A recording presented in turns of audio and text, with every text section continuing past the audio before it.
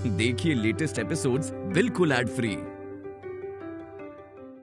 यहाँ रिसेप्शन थोड़ी हुई, रिसेप्शन तो वहाँ होखेला जहाँ अच्छा से शादी होखेला, दो परिवार मिलेले, सब बहुत खुश होखेले, फिर रिसेप्शन देवेले।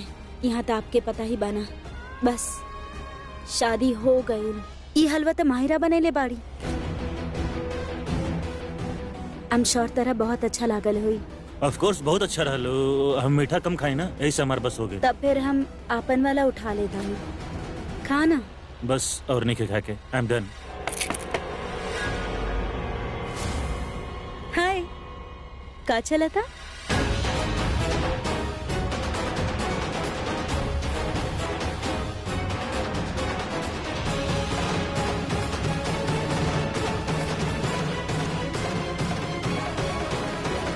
तू दोनों की शक्ल देख के तो ऐसा लगता कि तू दोनों ही वक्त पागल हो दाड़ू कि इतना बड़ा धमाका भइल कैसे जब प्रीता के बनाल हलवा में भर के मिर्ची डाल देले रहलू, तब फिर वो हलवा हिट कैसे हो गए?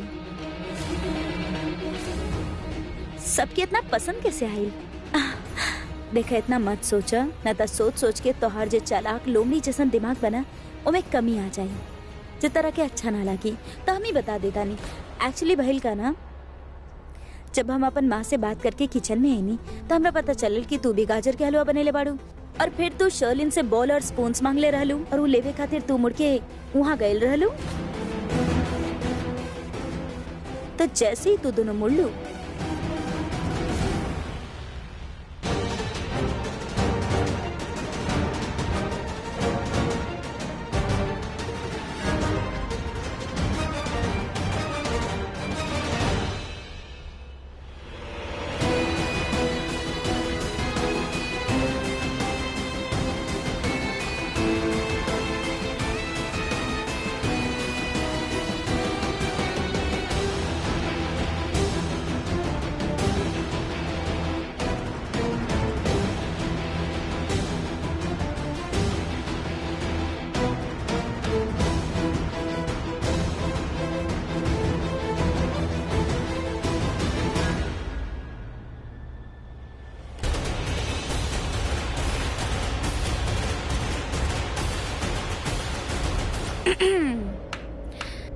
तो फिर कैसा लागल?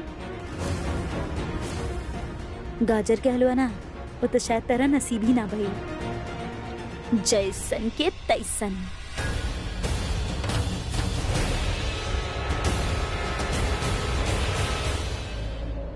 पर मिर्ची तो हमने डाले रहनी ना, वो कहाँ जा सके? जौन घर में तोहनी के जैसन दो शैतानी दिमाग वाली औरत रहेली, वहाँ पर हर चीज करे खातिर दो रास्ता सोचे के पड़ेला। अगर एक रास्ता से मंजिल ना मिलल तो कम से कम दोसर से तो पहुँच जाए। हाँ, अरे जहाँ तोहनी जैसन दो देवी रात होके वहाँ कुछ भी काम करे खातिर महादेवी बने के पड़ेला, वरना काम हुई ना।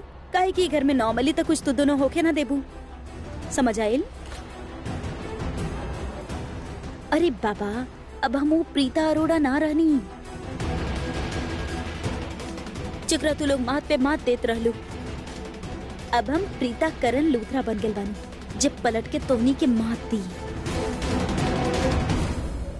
समझ लो, अब तू दोनों शेरनी के खातिर हम अकेली सवा शेरनी काफी बानी।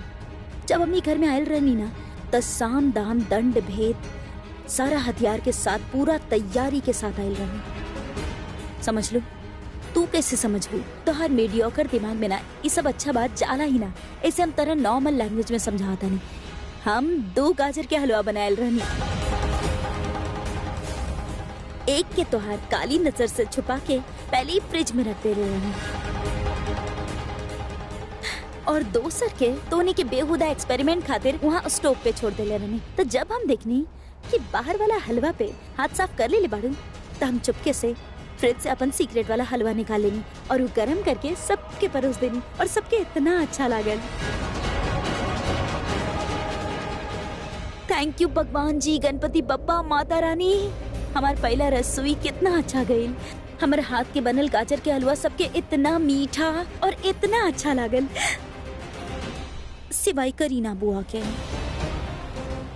पर फिर हम तोहरा बारे में सोचा था नहीं। तोहर वाला हलवा तक केहू ना खेलस, केहू के अच्छा ना लगल, करीना बुआ तक के बिना। और शर्लिन तू खेलू, तरा अच्छा लागल ना ना? शर्लिन तक के अच्छा ना लगल। तोहर जोड़ीदार तब देखल जाए, आज से ही जब हमनी के बीच कंपटीशन शुरू भइल, ओमे हम आज ही जीत गए नी। उहो ऊ चैलेंज में जे तू हमरा देले ही ना रहलो। तो सोचा जरा, तू अगर हमरा के चैलेंज देबू तो हम तो दोनों की का हाल करब? सो माहिरा खना, अब जे तोहारी नॉनसेंस हरकत बना वो छोड़ दा। कहीं ऐसा ना हो कि कोनो दिन हम ई घर में उठी और हमरा तू कहीं दिखाई ना देबू। लेकिन ई चैलेंज हम तरह के आज ना देवे चाहेनी। इट्स टू अर्ली, अभी बहुत टाइम बा। एक्चुअली आज हमारा अभी जीत भइल बा, so I want to feel happy about it, right? और जेठानी जी, शर्लिन सुधर जा, अभी तोहरा पास वक्त बा। कहीं ऐसा ना होके बाद में सुधरे के मन होके लेकिन वक्त ना होके।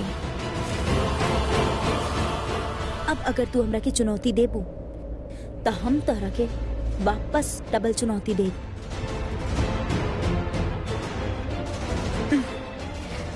काहे कि दोबारा बता दी, हम ऊ बन चुकल बानी जे तू दोनों कभी ना चाहत रहलू कि हम बनी। प्रीता करण लूथरा। और अब हम तोहनी के जाती बिल्कुल ना साहब, बल्कि पलट के वार करब, समझ लू? हम ऊ सीता नहीं खी जेकरा राम से अलग करके तू वनवास भेज देबू। हम ऊ सीता बानी जे अपन राम के साथ अगर वनवास भी काटे के पड़े तो यही घर में काटब। और ई जे हमार गुलदस्ता जैसन प्यारा सा परिवार बना, ओम में से तू दोनों कांटा के बाहर निकाला, समझ लो तू दोनों।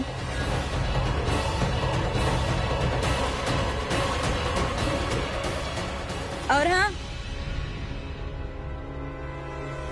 ई गाजर के हलवा उने खे जे ई बनेले रहली, ई ऊ बा जे हम बनेले रहनी, ते खा लिया दोनों, बहुत स्वाद बा।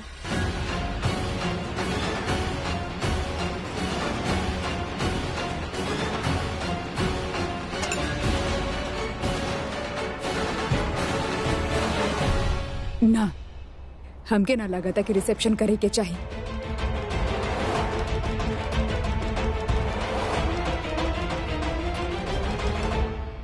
ओ मामी जी, नानी, आई थिंक मामा सही बोला ताड़ी। देखिए ना, जौन तरह के माहौल बा घर में, ई कईल अच्छा आइडिया ना हुई।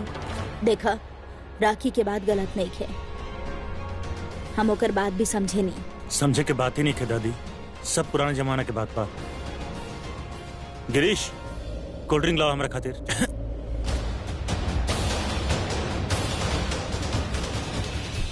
आप टाइगर के काबू में कहीं की ना कहीं।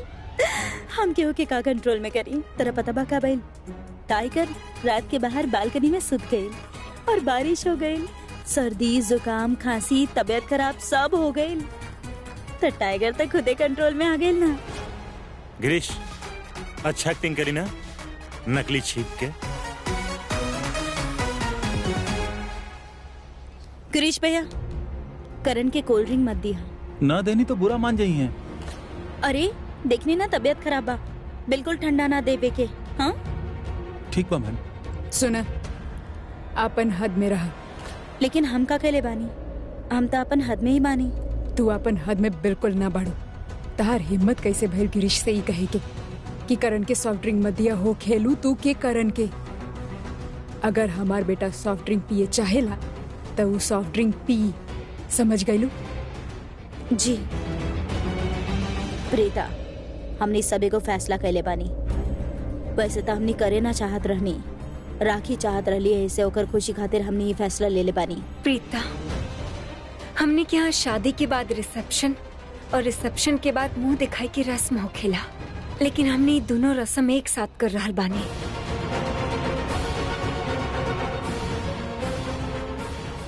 ताकि बार बार फंक्शंस ना करे के पड़े। रसम बा तब करे के तब पड़ी ही।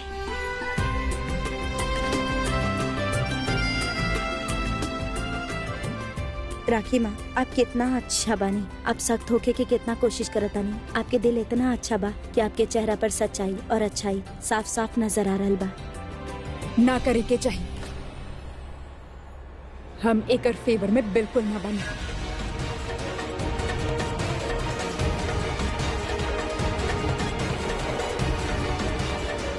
I just can't believe this। Preeta के रिसेप्शन और मुंह दिखाई भी होगी। मम्मी जी, आई हमने किचन में तैयारी देख लेवल जाओ।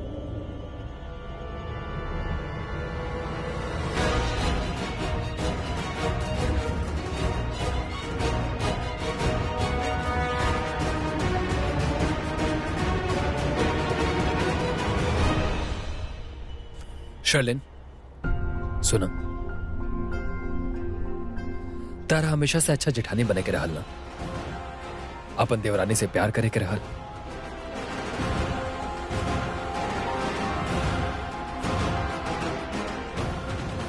वो बड़ी देवरानी, उंगरा के वो प्यार, वो रेस्पेक्ट ये घर में मिले के चाहिए।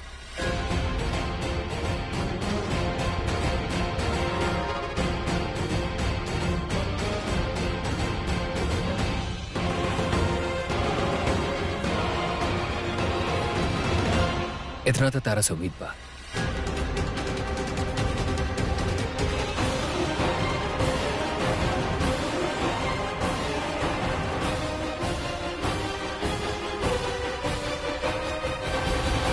अरे वाह, वंडरफुल।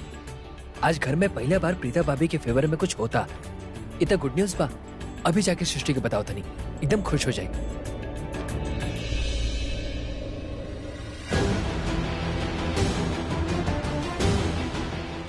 ओ माहिरा, अभी तो हम कुछ कहनी ही ना, तो यही सब हो रहा बा। सोचा जब हम कुछ करब तक का होई। माहिरा, माहिरा हम बानी। शरण, देख लो तू हमके कैसे धमकी देले।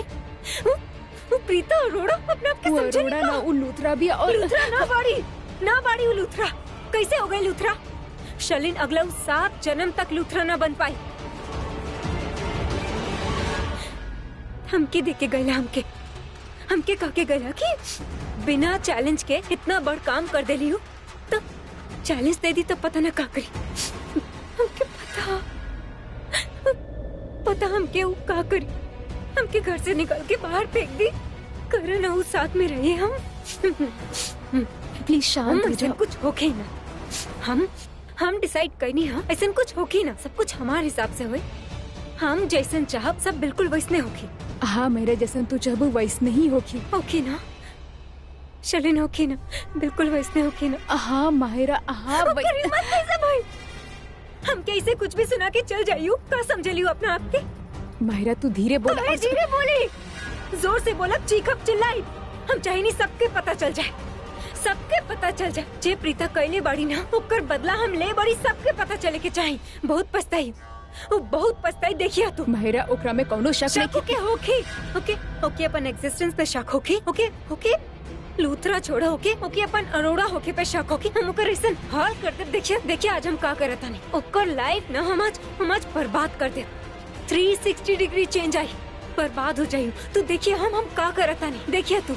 हाँ देखो। हाँ देखिए, आज रिसेप्शन है ना। रिसेप्शन मुँह दिखाई करे, जे करे क्या करे। हम ओकर वो हाल करब कि कहीं मुँह दिखावे लायक बिना बचे। देखिए तू हम का करता नहीं। हाँ देखब। तो धीरे से काहे बोल रहल बाड़ू? देखब, जोर से बोला ना, जोर से बोला। शलिन, हम तो के कब से पूरा प्लान समझा रहल बानी। हमनी के साथ में करे क्या? तू समझ रहल बाड़ू नहीं का करते जा रहल बाड़ी। अब हमनी के कुछ करे क्या? तो तू इसे ना रह सकेलू ना। Mahira, just calm down. धीरे बोला। Calm down. एक तो प्रीता के घमंड तोड़े के हमके। वो प्रीता घर में कहा गेली, वो सोच रहल बाड़ी हमारे इंसल्ट कर सकेली, कुछ भी कर सकेली। शलिन, हम काम डाउन ना हो सकेली। प्लीज हमारी बात समझा। का हो रहा है ना, हम काम डाउन ना हो सकेली। हम तब तक काम डाउन ना होकर जब तक वो प्रीता के ना ओकर गुरूर हम चूर ना कर दे। बतानी हमके बोल के गई है ना। देखिए का बोले रहनी पंडित जी, हाँ कि ये शादी संपन्न भाई, ये दोनों 7 जन्म खातिर एक दूसरे के हो गए। ये शादी केहू तोड़ ही ना सके। ये बोले रहो ना, हम तोड़ब, हम माहिरा खन्ना ये शादी तोड़ब और ऐसे तोड़ब ना कि तू देखते रह जाइबू। तू पागल हो गई बाड़ू। हो गई बानी पागल, हो गई बानी पागल। जा तू जैसे। देखिए प्रीता, को हाल करब हम तुहार, बहुत पछताइबू तू, बहुत। अरे केकर फोन आ रहल बा? अभी जस्ती के फोन आइल रहे ना, केकर फोन आ रहल बा? ओहो, आराम से उठा रहल बानी, जानकी उठा रहल प्रीता के फोन होई, ओकरा हमरा से बात करे के होई, ऐसे दोबारा डायल कैली हो, है ना? नामा दी के फोन नहीं खे, कोनो रिश्तेदार के फोन। अरे केहू रिश्तेदार के फोन कैसे हो सकेला? हमार मतलब हमार दी के देवर के फोन बा।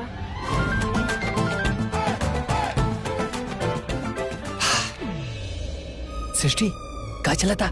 कुछ ना चल रहल बा। तू ई बतावा कि वहाँ का चल रहल बा और तू हमके फोन काहे कइला? हाँ, अरे सृष्टि एको बहुत बड़ा बात बतावे के रहल तारा। बहुत बड़ा बात। हाँ, कहीं संतर ना क्यों शर्लिन और माहिना दोनों मिलके लूथरा हाउस के टेरेस से कूद के अपन जान दे देली।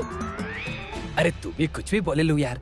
अब सॉरी, तू बड़ा बात बोला तो हमके लागल कोनो बड़ा बात होगी ना। बोले देबू तब ना बताएम ना। तारा पता बा, सब घर वाला लोग मिल के प्रीता के रिसेप्शन प्लान कर ले बा लोग। हम लेकिन इनवाइट करत नहीं सबके। का? हाँ, दी के रिसेप्शन और मुंह दिखाई बाज। लागता हमार प्रीता के ओकर ससुराल वाला स्वीकार कर ले तबे तक ओकरी सब रस्म करता है। तो तू दी के रिसेप्शन और मुंह दिखाई के खातिर इनवाइट करे खातिर फोन कइला? ना सृष्टि, वो हम तो ऐसे ही तारा के फोन कर ले रहनी। हमरा के वो बोलल ना तारा के फोन करे खातिर। मतलब हमने इनवाइटेड ना बनी, तू इनवाइट खातिर फोन? सृष्टि हम का करती, हमारा हाथ में नहीं नहीं सब। अच्छा, आई एम सो सॉरी, हमके लागल कि तू इनवाइट करे खातिर फोन कइला। ना ना सृष्टि, इनवाइट करे के फोन नहीं कइले, हम तो खाली ए से फोन करनी काहे कि। अच्छा ठीक बा, चलो हम रखता नहीं, bye. Srishti please please please please हमारी बात सुना, प्लीज हमरा से नाराज मत हुई। देखा हमारा हाथ पे कुछ नहीं है, इधर घर के बड़ लोग डिसाइड करेला ना। प्लीज हमारी बात समझा। हम सैमी, एकरा में तहर कोनो गलती नहीं कि हम तारे से बिल्कुल भी नाराज नहीं कि just that I don't want to speak to anyone right now. अरे यार, खाने पीने कुछ ना और गिलास तो निभा रहा ना। का बाई, का तरीका बा? हाँ, ई कौन तरीका से बात करत रहलू तो ओकरा से? ऐसे क्यों फोन रखेला का? अब बैठी यहाँ पे ना हमरा के पहले बतावा तू। अरे तो कैसे बात करी एकरा से? ऐसे ना तो करी, कैसे बात करी? अरे हमारी दी के रिसेप्शन बा, हमारी इकलौती दी के रिसेप्शन बा, वो दिखाई बा और हमनी के ना बुलाइले, हमनी के इनवाइट ना कइले। दुनिया जहान के लोग इनवाइटेड होके माँ, इतना सारे मेहमान आ रहे लोग आज और हमनी इनवाइटेड ना बनी। माँ का हो गए अगर हमनी के ना इनवाइट कैले था? का फर्क पड़ेला बेटा? बाकी लोगन के इनवाइट कैले तो हर दी के इतना मान मिली, हमनी के ना इनवाइट कैले तो का फर्क पड़े? के इनवाइट कइले, हमनी के इनवाइट ना कइले, हमके बुरा लग रहल बा। माँ नानी जी, आप ठीक तो बानी ना? घुटना में दर्द तो नहीं खे ना? दादी, वैसे जैसे ना दिखे नहीं ना वैसे ना बानी ना। मतलब देखिए कि जॉन मॉम तो जॉन भी करेनी और रीति रिवाज के मुताबिक ही करेनी, समझ में आवेला। हम तो 100% श्योर बनी, लेकिन आप जो आज कैले बानी ना रीति रिवाज एंड ऑल, का बात बा हमरा बहुत अच्छा लागल दादी। अच्छा अच्छा अच्छा, रियली ऋषभ भैया, आप प्लीज ना एक्टिंग कैल बंद करी। सबसे ज्यादा ना आप ही के पता बा, नानी मामी जैसा ना मामी नानी जैसा।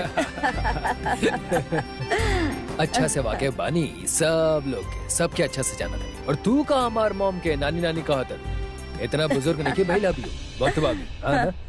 अरे हाँ, हम बुजुर्ग कब बने नी भैया? हम बोलनी ओल्ड मेंटालिटी, ओल्ड ना बोलनी। ओल्ड और मेंटालिटी में फर्क होकेला, ठीक बा? गलती हो गई। ये तो बात बा कि घर के हर मेंबर के माला में एक साथ जोड़ के रखेला। और ओहे माला के एक छोरा आप भाई और दूसर छोरा हमार मॉम, तभी तो माला इतना खूबसूरत लागेला। बिल्कुल। एक्चुअली भाभी जौन तरीका से घर के हैंडल करता नहीं ना, अगर हमके घर हैंडल करे के होखत ना तो हम तब बिल्कुल ना कर पाई थी।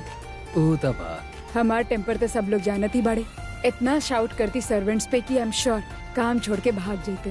भाभी बहुत अमेजिंगली हैंडल करता नहीं घर के। राखी बेटा, एगो बात बतावा, हम अपन बर्थडे पे का करे चाहब? ला अच्छा, तो आप सब लोग मिलके इस सब बात कर रहा रानी? अरे वो सब छोड़ा ना, हमार जवाब दा। हम अपन बर्थडे पे का करे चाहब? डिस्को। बिल्कुल सही, डिस्को। अच्छा करीना पूछो कि ई का करे चाही अपन बर्थडे पर? बोली ना भाभी, आप अपने बर्थडे पे का करे चाहो? वैष्णो देवी के यात्रा। ना राखी बेटा, तू तो हमार संस्कारी बहू बाड़ू, तू सबके प्यार से ना बांध के गिरीश। रख लो। का भाई? कोल्ड ड्रिंक कहाँ बा हमार? तू प्रीता भाभी मना कइले बानी। अबे उल्लू के पट्टा, प्रीता भाभी मना के ले रही ना, प्रीता मना के ले रही ना। आप लोग बताइए, एक घर में प्रीता की चली की हमार? जब भाई आपसे कोल्ड ड्रिंक मंगले बड़ी तो आपके लाके देवे के चाहिए ना, काहे लेके ना गई नी? और दूसर बात तो ये बना कि प्लीज घर के अंदर ना प्रीता के कोनो बात ना मानी, हमनी के बात सुनल करी, ठीक बा? इतना परेशान मत हो। देख तू हमारी बात सुना, तू जाने लू ना कि शादी कौन हालात में भइल बा। जानतनी हम जानतनी। अना, और वैसे भी अभी तई कोरोना और लॉकडाउन के चक्कर में कम लोग आवेले ना शादी में, तो सोचा कि वो लोग अपन रिश्तेदार के बुलेले हो किए, चाची मामी देवरानी लोग सब दूर के रिश्तेदार ही हैं, तो हर दी के मुंह दिखाई करी हैं, ऊपर इतना प्यार निछावर करी हैं। उलूत्रा परिवार के बहू बन जाए सही महीना में।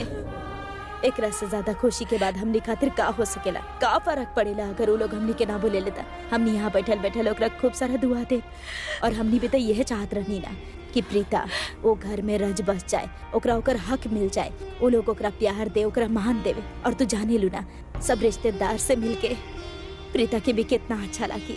मम्मा आप जे बोल रहे बानी बिल्कुल सही बा, लेकिन हम क्या अभी ना सुने के आपके बात? ओहो, सृष्टि, लेकिन एमे सृष्टि रिसेप्शन बा। कौनो बात ना बहन जी, हम देखा तानी ठीक हो जाए। अब हम एक रगे कैसे समझाए कि इतना जल्दी सब कुछ ठीक ना हुई, लेकिन फिर भी वो प्रीता खातिर इतना कुछ करत है। इका कम बा, हमार बच्ची कितना खुश होई, ये के सोच के हम खुश हो गइल बानी। प्रीता भाभी सही तो कहलिया, सर के सर्दी और जुकाम बा, यही खातिर मना कइले रहली हूँ। कोनो जुकाम ना रहे, हमार तबीयत खराब रहे, हम दवा खा ले बनी। करण पुत्र तोहार तबीयत खराब रहे, हमके तो बतैला ना। गिरीश सुन ले, तू करण का कहले, एकर तबीयत खराब है, ई दवाई खैले है, कोल्ड ड्रिंक तो बिल्कुल ही मत दिया। माँ आप भी? करण प्रीता के मना करे पे भी तो ओकर बात ना सुनबा, ऐसे हम तो के मना कर रहल बानी कि कोल्ड ड्रिंक ना पिए के। तोहर तबीयत ठीक नहीं किया ना? अच्छा हाँ बेटा, आज शाम के रिसेप्शन है और एकरे बाद मुंह दिखाई के रस्म, तो जे सामान हम ऑर्डर करे खातिर बोले रहनी वो आ गइल कि ना है, चेक करो, ज्यादा वक्त ना हो बेटा। रिसेप्शन?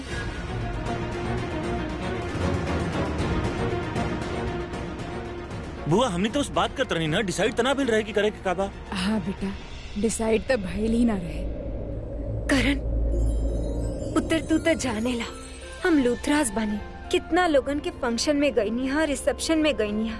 आज हमारी बेटा के शादी भइला, तो अगर हम लोगन के रिसेप्शन पे न बुलाए तो बुरा मान जाइए। आप लोगन खातिर रिसेप्शन करत बने? करण बेटा, जे तू कह रहल बड़ा बिल्कुल सही कह रहल बड़ा। देखा हमनी बहुत डिस्कस कैनी, हमनी भी ना चाहेनी, लेकिन हमनी जौन समाज में रहनी ओकरा खातिर हमनी की जिम्मेदारी भी तबा। हमनी चाही ना चाही हमनी के कोनो कोनो रस्म करे के पड़ेला, कबो कबो दिल खातिर ना दुनिया खातिर रस्म करे के पड़ेला। अब तू सोचा, हम ही घर में सबसे बड़े बानी, हमरा पर तो कोनो दबाव भी नहीं खे, जौन हम कहब सब मनी है, लेकिन फिर भी हम ये रस्म करे चाहतानी, समझला तू? भाई हम का बोली, बड़ा लोग मान गेल बड़े तो कर ला, कर लेल जाओ आना। Of course. तू तो बोला ही मत, तू बोला ही मत, हम जानत बनी तू का कहे वाला बड़ा। अरे मतलब होके के चाहिए हमारे भाई, सब लोग कहता होके के चाहिए तो होके के चाहिए, काहे दादी होके के चाहिए ना।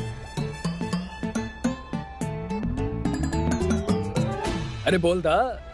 प्रीता भाभी। अरे उल्लू के पट्टा, पहला बात तो ई की प्रीता भाभी बोलल बंद कर, समझ ले?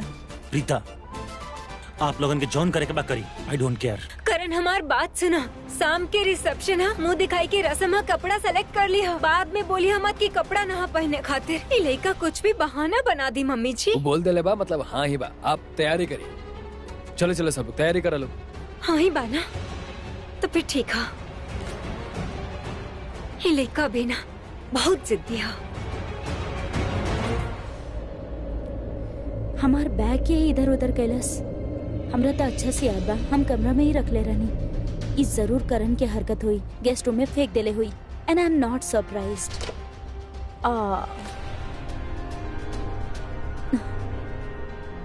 साड़ी निकाल लेता नहीं। यहाँ से काहे निकाली? रोज यहाँ से साड़ी निकाल के थोड़ी कमरा में लेके जाए। अलमारी में सेट कर लेता नहीं सारा सामान। चला।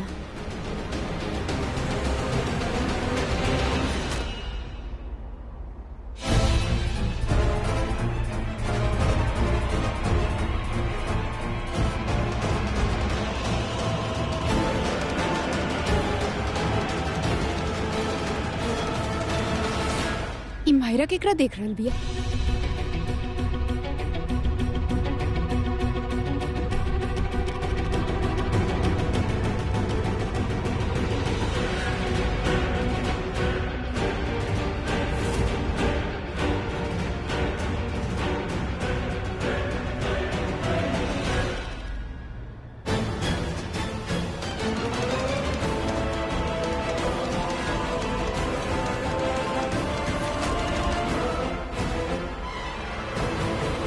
हमार रास्ता में आवल बंद करो। हम का करेनी कहे करेनी उमें इंटरफेयर मत करो। तू हमारे हाल पे छोड़ दो। तो हर रास्ता पे चल के हमके वैसे भी कुछ हासिल न भाई।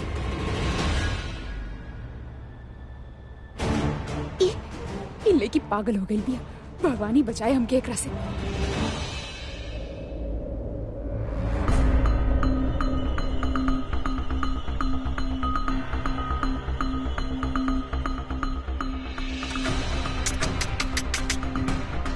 सब करेले, सब करेले। प्रीता से नफरत सब करेले, केहू के पसंद ना करेला।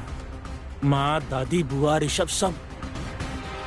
ना ना ना ना ना, ऋषभ और सैमी के बारे में हम ये बात ना कह सके नहीं।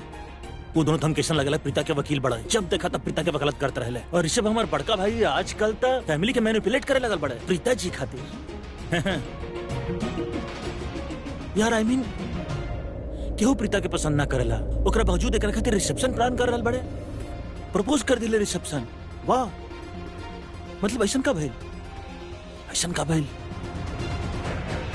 हाँ? गाजर के हलवा। यस, ई प्रीता अरोड़ा गाजर के हलवा में कुछ ऐसन मिलौले बिया, ऐसन घुट्टी मिलौले बिया कि सब ओकर बात माने लग गइले। उस सब कुछ ऐसन करे लग गइले जन ऊ चाहत बिया। You are too smart Preeta Arora. Come come come आई, बैठी बैठी बैठी बैठी। गाजर के हलवा में का मिलौले रहलू? हाँ? ओह, हाउ इनोसेंट।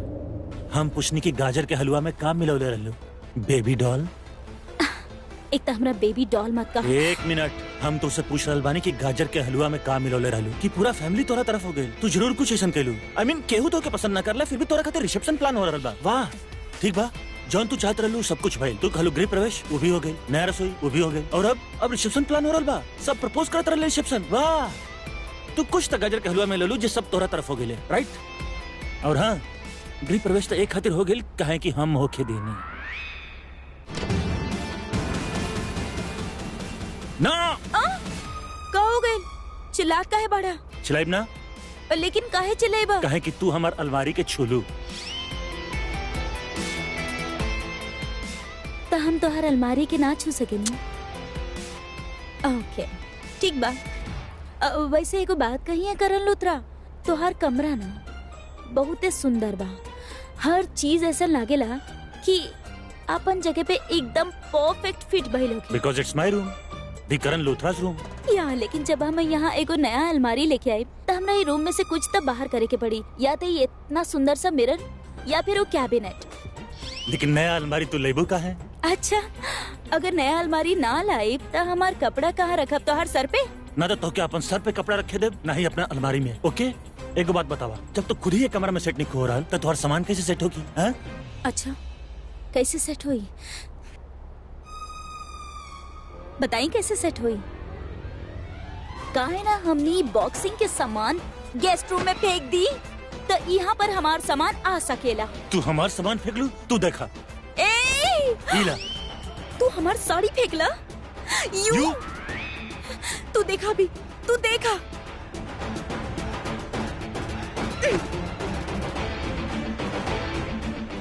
ए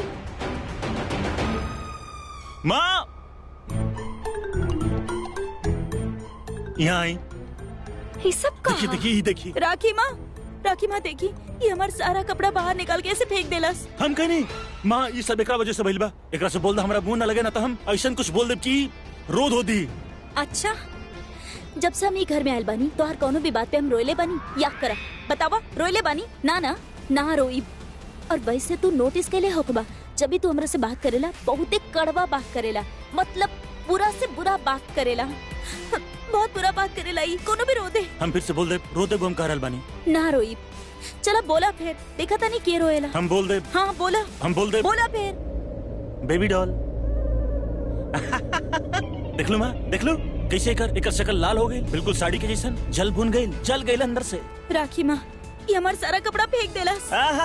हम फेंक नहीं माँ, ये सब कुछ ही के लिए बिया। ये पता ना अपन चूड़ी, अपन साड़ी, ये सब, और पता ना अपन का हमारा अलमारी में रखा था। कहत रहल हमार हक बा ऊपर। ये कोनो लेडीज अलमारी थोड़े बा, हमारा अलमारी बा। ये कहाँ रखी? एक्सक्यूज मी, जेंट्स और लेडीज अलमारी कहाँ होखेला? अलमारी तो अलमारी बा, क्यों भी कपड़ा रख सकेला। अगर हम अलमारी में कपड़ा ना रखब तो फिर हम कहाँ कपड़ा रखब? आई कांट बिलीव दिस। ये कितना इनोसेंटली आपके सामने बात कर दिया। पता बा आप क्या वैसे पहले क्या कहत रहा कि एक घर पर, एक बेड पर, एक कमरा पर एकर भी हक बा। ऐसा हो सकेला का? करण, हाँ? प्रीता तोहर अलमारी में अपन कपड़ा रखे चाहेली ना, हाँ? तो रखे दा। हमें प्रॉब्लम कहा? का? थैंक यू राखी माँ, थैंक यू, थैंक यू राखी माँ।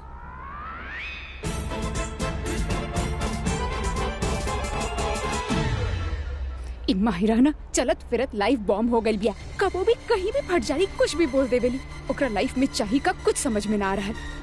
और ये भगवान जी के भी लाइफ में का चाहिए हमके कुछ समझ में ही ना आ रहा है। लागता हमसे कुछ ज्यादा ही नाराज बाड़े, ऐसे हमार हर एक प्लान फेल कर देवेले। और लागता प्रीता पे कुछ ज्यादा ही प्यारा रहल बा, यही से हर एक चीज ओकर फेवर में ही करेले। ऐसे ओकर सारा काम ना सही कर रहल बाड़े, हर एक चीज ओकरा बारे में सही कर रहल बाड़े। और वो पृथ्वी, हमार बेबी कहाँ होगी, का कर रहल होगी? अब तक तो पूरा घर सिर पे उठा ले होगी, कहे कि वो डेस्परी चाहत रहे कि हम ई प्रीता के घर से निकाल दी। लेकिन हमार किस्मत ही खराब बा, सारा काम गलत हो रहल बा। एगो काम करता नहीं, बेबी से बात करता नहीं, इन माहिरा के चक्कर में ना हमार बात ही ना भई।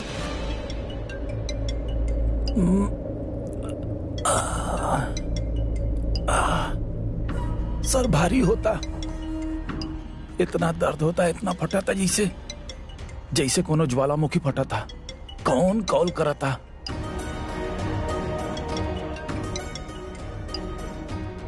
ई मूर्खों की महारानी काहे फोन करा तारी हमरा?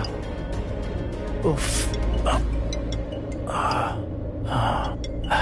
हम चाहता नहीं कि अगर हमरा कोई फोन करे तो सिर्फ और सिर्फ वो सरला और होगा। हम चाहता नहीं कि वो हमरा फोन करे। वो दू कौड़ी की औरत हमार बेइज्जती कैले रहे ना। हम चाहता नहीं कि वो हमरा फोन करे और हमरा से माफी मांगे और अपन बेटी खातिर हमारा हाथ मांगे। हम चाहता नहीं वो फोन करे हमरा।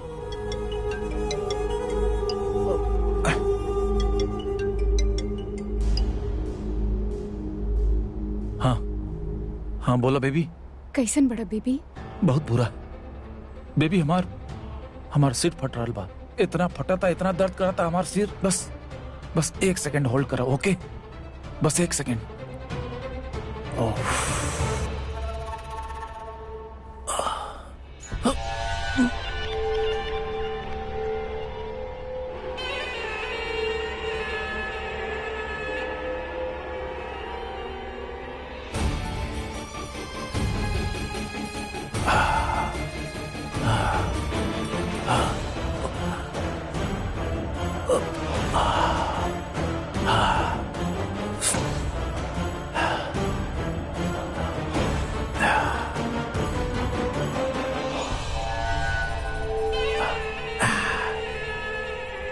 हाँ बोला बेबी। और सुना, अगर कुछ बोले का बना तो खाली ये बोला कि कि तू प्रीता जी के घर से बाहर निकाल देले बाड़ू। तू प्रीता जी के लूथरा हाउस से बाहर फेंक देलू। खाली यह बोला। अरे कहाँ फेंक पाई? उ लड़की न घर में आ गई बिया, कुंडली मार के बैठ गई बिया, घर की बहू बन गई बिया। What do you mean घर के बहू? तू कहल का चाहता तू ही कहल चाहता कि लूथरा तू प्रीता जी के बहू मान ले बा, प्रीता जी के बहू के रूप में एक्सेप्ट ले ले बाड़े। अरे ना, केहू भी ओकरा एक्सेप्ट करे खातिर रेडी ना रहे। सब रेडी रहले ओकरा दोबारा धक्का मार के घर से बाहर निकाले खातिर। लेकिन ई बार वो अकेले ना आयल रहली ना, वो एनजीओ वाला के साथ लेके आयल रहली। और हम तारा कहले रहली ना कि करण पुलिस वालन की फोन करे बा। प्रीता के किस्मत सच में बहुत अच्छा बा। वो पुलिस वाला भी ओकरे साथ देवे लग गईले। इतना बड़ा मेलो ड्रामा कैली हूँ कि बहुत अच्छा एक्टिंग कैली हूँ। ई घर में बहू बन के बैठ गई बिया। और तू का बन के बैठल बाड़ू? हाँ, तू कौन सा ताज लेके बैठल बाड़ू? मूर्खन के महारानी के ताज लेके बैठल बाड़ू। तोरा पर यह ताज सूट करेला। एक छोटा सा काम बोले रानी, तोरा से वो ना होता। यूजलेस बाड़ू तू। हाउ डेयर यू! अपन जुबान संभाल के बात करा। और का तोड़ फोड़ कर रहल बड़ा? हाँ, दिमाग तो सही बा ना? पी रख ले बड़ा का? हाँ, पीले बानी हम और पियब। का कर लेबू तू? का कर लेबू तू? हम कुछ ना करब। जे करे के रहना तहार शराब ऑलरेडी कर दे लेबा। तहारे जैसन लोग ना ऐसने हो खेला। जैसे तू लोग के दिल टूट जाला ना, अपन दिल के टुकड़ा शराब में डाल के ओकरा पिए लग जाला। बिल्कुल सही भइल बा। तू चाहत रहला कि प्रीता ही घर से निकल जाए और उ तहार हो जाए। प्रीता तहार हाथ से निकल गई हमेशा हमेशा खातिर। अब वो प्रीता अरोड़ा ना, प्रीता करण लूथरा बन गई बिया। समझ ला तू? प्रीता करण लूथरा नहीं खे बाड़ी हूँ। Do you understand? Hello hello hello. ओह गॉड शर्लिन, तार दिमाग खराब हो गई बा। तू का कहलू कि प्रीता करण लूथरा हो गई बिया? करण के वाइफ? ओह गॉड, तू सच में पागल हो गई बाड़ू। लेकिन तहार पागलपंती के कारण तहारी दो सो कॉल्ड पार्टनर बाड़े, माहिरा और पृथ्वी। दोनों एक ही लड़की के पीछे हाथ धो के पड़ल बाड़े। माहिरा दिमाग से पागल बिया और पृथ्वी दिल से पागल बा। माहिरा चाहती है कि प्रीता ही घर से निकल जाए सो दैट करण होकर हो जाए, और पृथ्वी चाहेला कि प्रीता ही घर से निकल जाए सो दैट प्रीता पृथ्वी के हो जाए। ये दोनों के चक्कर में ना, ये दोनों के चक्कर में हम पागल हो जाए। सच में पागल हो जाए। शर्लिन तू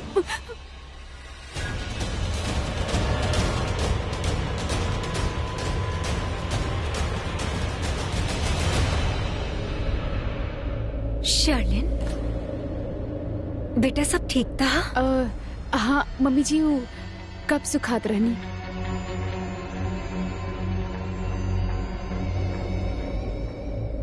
बेटा तू जाने लू ना, आज शाम के हमने के घर पे फंक्शन है। प्रीता के वेडिंग रिसेप्शन भी है और साथ साथ में मुंह दिखाई के रस्म भी है।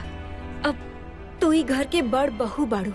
हम चाहे नहीं कि इस फंक्शन में अपन छोटी देवरानी के सब शगुन सब रस्म तू करा, और इस सब फंक्शन सब कुछ तू ही मैनेज करा। मम्मी जी हमार बिल्कुल मन नहीं किया, लेकिन आप कहब तो हम सब कुछ कर दे। हम समझ सके नहीं, मन तो शायद केहू के भी नहीं खे, लेकिन ये रस्म बाही ऐसन की हमनी सबके करे के ही होगी। यही से हम कर रहल बानी, वरना शायद हम भी ना करती। बेटा जिंदगी में ऐसन बहुत से काम होखेला जो हमनी ना करे चाहे नहीं, लेकिन फिर भी हमनी के करे के पड़ेला। कबो कबो अपन दिल खातिर और कबो कबो दुनिया खातिर। तू करबू ना? जी मम्मी जी।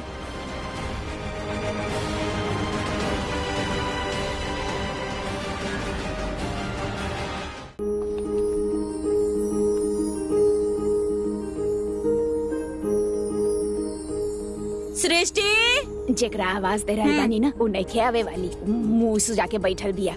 जाके ओकरा पहले मनाए। ये लड़की भी ना इतना बड़ हो गई बाड़ी, लेकिन बच्चा जैसन हरकत करेली।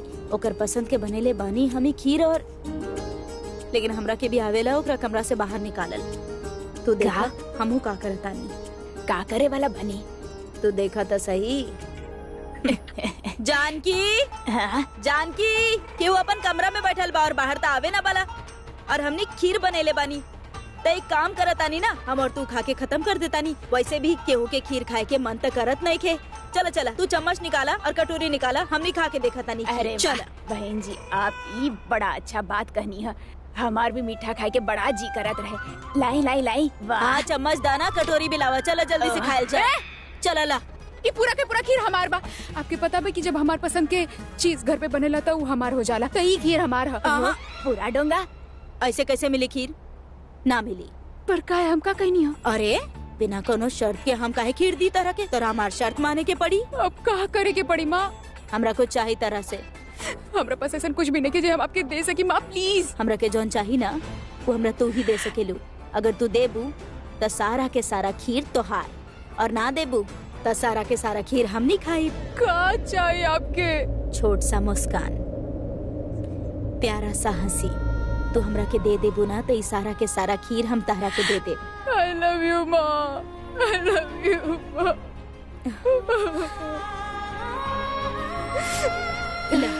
Thank you माँ। थोड़ा सा खीर हम आपके भी दे। अच्छा हाँ, आपके साथ शेयर करब हम थोड़ा सा। ए हमार बेटा, हमके पता रहे तू हमरा से शेयर कइले बिना ना खाइबू। हेलो, नमस्ते बहन जी। नमस्ते राखी जी। सरला जी, आज शाम के हमने के घर पे प्रीता के फंक्शन है। वेडिंग रिसेप्शन के साथ साथ मुंह दिखाई के रस्म भी है। वैसे ही वेडिंग रिसेप्शन के नाम ते आजकल के बच्चन रखले बाड़े, हमनी ते के मुंह दिखाई के रस्म ही माने नहीं। हम आपके इनवाइट करे खातिर फोन करनी है। आप अपन परिवार के साथे आज शाम के हमनी के घर पे जरूर आई। थैंक यू राखी जी, हमने जरूर आई। ठीक है, तब फिर आज शाम के मिलल जाओ। जी नमस्ते। माँ कब अबू जे तू फोन फेंकत रहलू, गुस्सा होत रहलू, रोवत रहलू, तब खुश हो जा। राखी जी खुद बोलेले बाड़ी प्रीता के मुंह दिखाई और रिसेप्शन पर। कब बात कर रहे बाड़ी पापा? चले के बाना, तैयार होके के बाना। जा फिर जल्दी जाके तैयार हो जा। थैंक यू भगवान जी, थैंक यू सो मच। लेकिन ओकरे से पहले थोड़ा सा ये हो सारा जाए। तू ले जा, कमरा में बैठ के खइया और कपड़ा भी देख लिया। ओके, जानकी आंटी हम शेयर करो तो नहीं। ओके मम, बाय।